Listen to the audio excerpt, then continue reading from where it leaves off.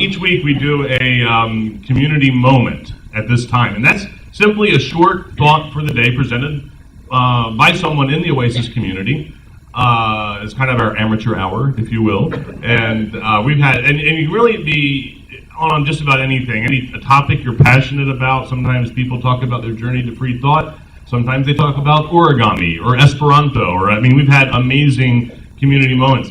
Today's presenter is someone who takes on a huge role in helping to provide kind of leadership in our child care area week after week. He's given amazing community moments before and always has something thought-provoking for us. Let's welcome back for our community moment today, Prazan. Hey, my name is Aaron, and as I was introduced, I'm going to talk to you. I'm going to try to convince you today.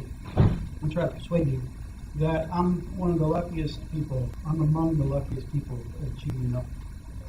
And this came to light. This came to my realization recently. I'll give you an example. When I was young, I was 17. I was in a car. I was going 100 miles an hour, over 100 miles an hour, down a dirt road in a German automobile owned by my mother. I went through a stop sign. I went off the road into a ditch, flipped cars 6 times, end over end, counted the craters.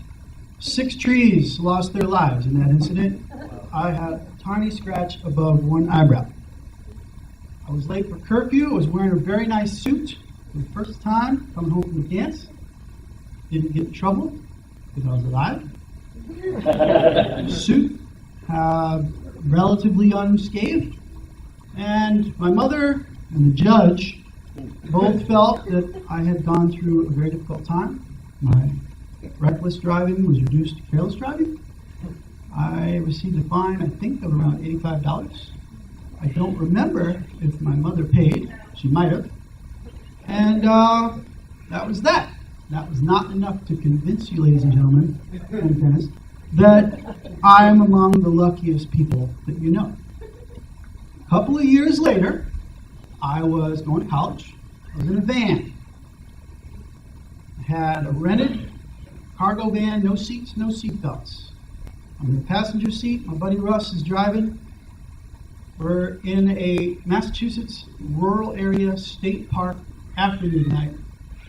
10 freshmen in the back, blindfolds on, some kind of alcohol. As soon as we roll into the parking lot, headlights off.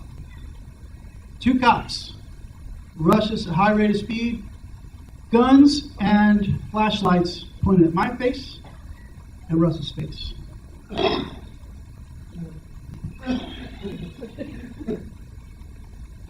Cops got us out of the car, explained to them that we were dumb Ivy League students, just having some fun in the woods. Didn't know the park was closed at dusk. Even though it was a chain. Signs. We talked to the kids after they took the blindfolds off. Explained to them we were in a fraternity, blah, blah, blah. Cops realized, these are dumb kids. Everybody deserves a little leeway in life. Everybody deserves a second chance. Why don't you guys go back home in the van with no seats, no seatbelts, with the minors, with the blindfolds, in the back. Go back to Boston, where you belong. And there was a double murder in that part of Massachusetts not too long before we were there. That's why the cops were in the parking lot of the state park. Normally not a high crime area. And that incident was not enough to convince me, ladies and gentlemen, that I was among the luckiest people you know. That was an inconvenience, a good story. Had to go home, had to have a meeting, had to drink some Sam Adams, pain in the neck. Okay? Not enough to convince me that I was among the luckiest people you know. What convinced me that I was among the luckiest people you know is a story I was told by my girlfriend about some women that she knew. 2 different places, 2 different times, both the same behavior. These women drove the speed limit. They drive the speed limit. They drive exactly the speed limit. For them, there's no leeway. They drive the speed limit. They drive not 1 mile over, not 1 mile under, as far as they can control. One of them has an alarm on her GPS. So if the speed limit changes and she's not aware of it, she can become aware of it and go to the speed limit. This person has been pulled over multiple times and things like that.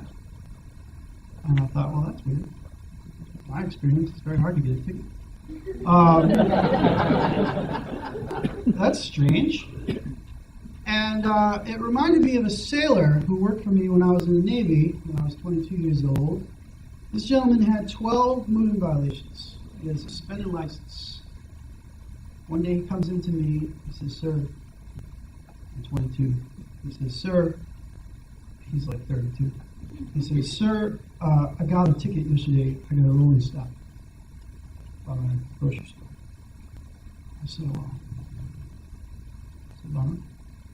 And I learned that in the state of Virginia, if you get 3 moving violations on a suspended license, it's an automatic felony with a 1-year prison sentence. He was one of my very good sailors. And shortly thereafter, he was wearing an orange jumpsuit in prison. I was visiting. I was in the court. Judge and mom did not consider that everyone needs leeway in this life. I guess they figured 12 tickets was enough leeway, not considering that it was a rolling stop. When the last time you got a ticket for a rolling stop? Okay. It happens. But, and anecdotes do not data make, right? But this gentleman had 12 tickets. He was one of my best guys, and he lost his career. He lost his opportunity for a government pension at 20 years, 10 years after the incident, and became a convicted felon. Went back to Brooklyn. And when I thought about these ladies that drove the speed limit, I realized that I was one of the luckiest people. I was among the luckiest people you know. I was among the luckiest people that you know. Because I never drive the speed limit, ever.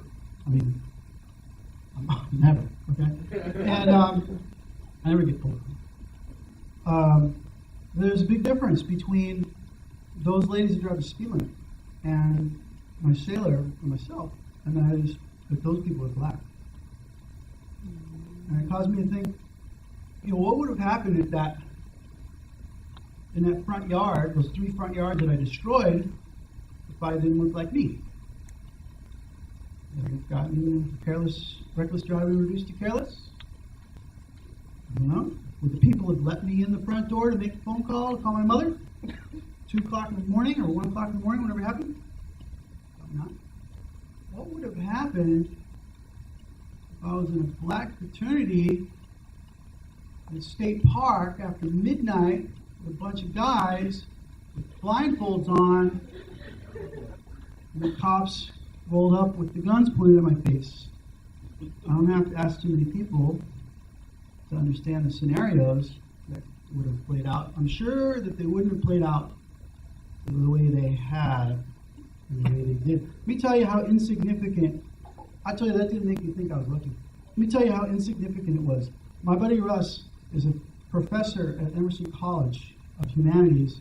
He's been an activist for many years on things like net neutrality. He teaches courses in social justice. And I related this incident to him, and he had kind of forgotten that had even happened. It was that invisible to us that we had forgotten. I had forgotten until I thought about the ladies who drive the speed limit. We had forgotten. That's how invisible our luck was to us, because we are among the luckiest people that you know. And ladies and gentlemen, this blew my mind. It blew my mind because there's so many things. What if my mother was not the lightest skinned Mexican girl in her family? What if my father and mother changed places and my name was Aaron Gomez? What if I was Rick Gomez's son instead of Linda Gomez's son, and he is more like a cup of coffee than me? And I don't have the answers to those questions. But I can tell you right now that for the first time, after learning about the ladies who drive the speed limit, I realized that I was among the luckiest people that you know. My time is up. Thank you.